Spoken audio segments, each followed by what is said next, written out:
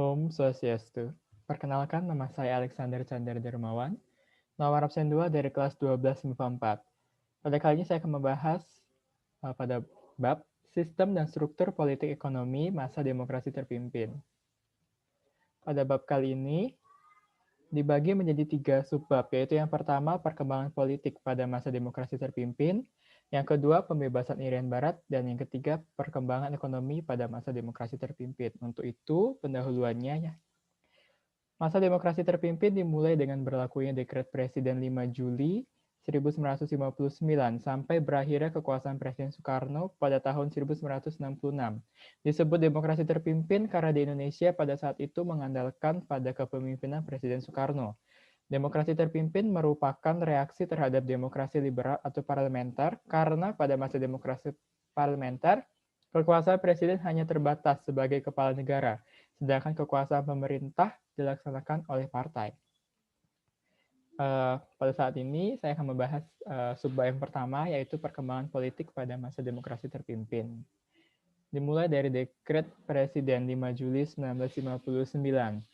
Akibat gagalnya konstituante dalam melaksanakan tugasnya untuk merumuskan UUD yang baru sebagai pengganti UEDS 1950 serta rentetan peristiwa politik keamanan yang mengguncangkan persatuan dan kesatuan bangsa. Akhirnya Presiden Soekarno pada 5 Juli 1959 mengeluarkan dekret presiden yang berisi yang satu, pembubaran konstituante, yang kedua, tidak berlakunya UDS 1950 dan berlakunya kembali UUD 1945, yang ketiga, pembentukan MPRS dan DPRS. Pelaksanaan demokrasi terpimpin. Adapun langkah-langkah yang dilakukan Presiden Soekarno setelah mengeluarkan dekret presiden sebagai berikut. Yang pertama, pembentukan MPRS. Pada tanggal 31 Desember 1959, melalui penetapan Presiden nomor 2 tahun 1959, Presiden Soekarno membentuk MPRS dengan Saiful Saleh sebagai ketua yang tugasnya hanya terbatas pada menetapkan garis-garis besar haluan negara. Yang kedua, pembubaran DPR dan pembentukan DPR-GR. Pembentukan DPR-GR pada tanggal 5 Maret 1960, DPR dibubarkan karena menolak RAPBN tahun 1960 yang diajukan pemerintah, dan selanjutnya Presiden membentuk Dewan Perwakilan Rakyat Gotong Royong atau disingkat DPR-GR. Yang ketiga, pembentukan DPAS. Pada tanggal 22 Juli 1959 melalui penetapan Presiden nomor 3 tahun 1959, dibentuklah Dewan Pertimbangan Agung Sementara atau DPAS dengan Soekarno sebagai ketua. Tugasnya adalah memberi jawaban atas pertanyaan Presiden dan mengajukan usul kepada pemerintah. Selanjutnya yang keempat, pembentukan Front Nasional.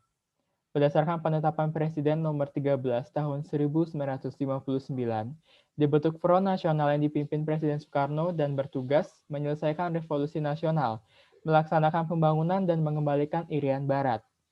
Yang terakhir yang kelima, pembentukan Kabinet Kerja.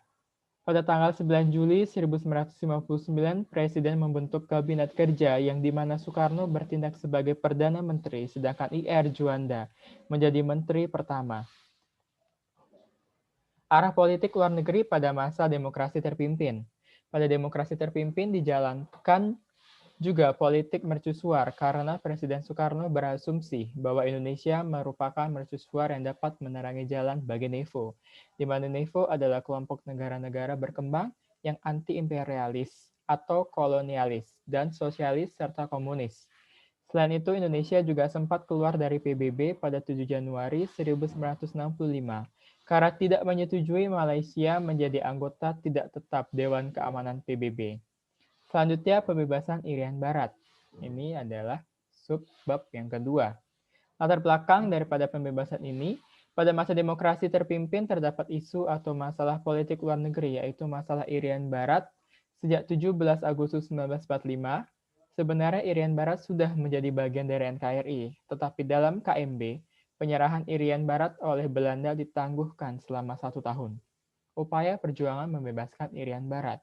Konferensi Uni Indonesia Belanda dengan mengadakan beberapa pertemuan tetapi gagal.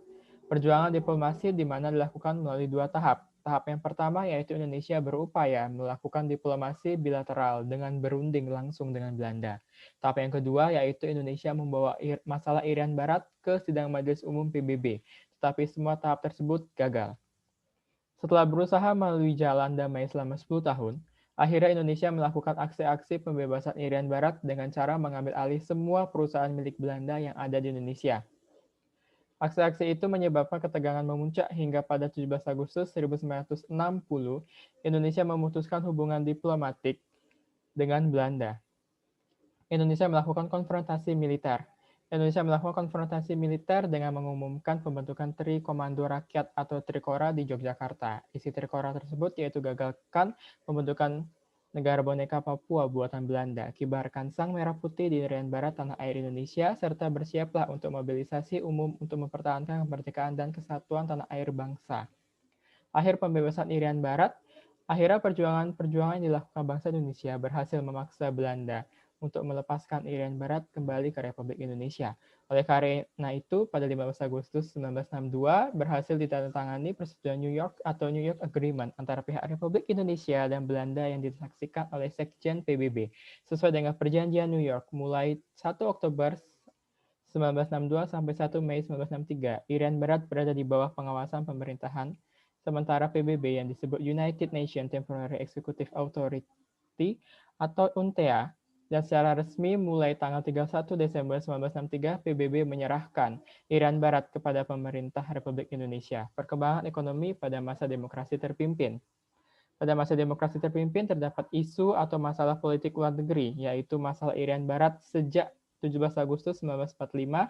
Sebenarnya Irian Barat sudah menjadi bagian dari NKRI, tetapi dalam KMB penyerahan Irian Barat oleh Belanda ditangguhkan selama 1 tahun.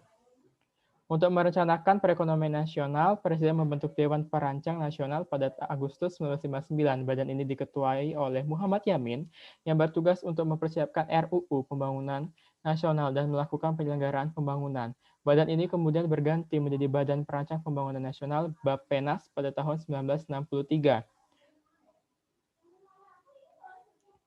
Masuknya masa demokrasi terpimpin terjadi bersama dengan kekacauan ekonomi. Pemerintah memprioritaskan penurunan inflasi dan pengurangan mata uang yang beredar. Pemerintah juga mengimbau untuk melakukan penghematan dan penertiban manajemen terhadap seluruh perusahaan.